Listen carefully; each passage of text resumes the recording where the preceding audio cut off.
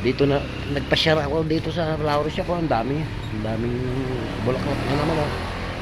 Oh, oh. Order na po kayo. Ano? Hmm. Yung mga college ko ang nag-asikaso. Kuwan na sila eh. Ay, hapon na kaya nandito na sila. Ang daming bulaklak. Ayan. Oh. Ay, ang dami. Ito yung mga sample namin, oh. Na bouquet. Nakamura. Ayan.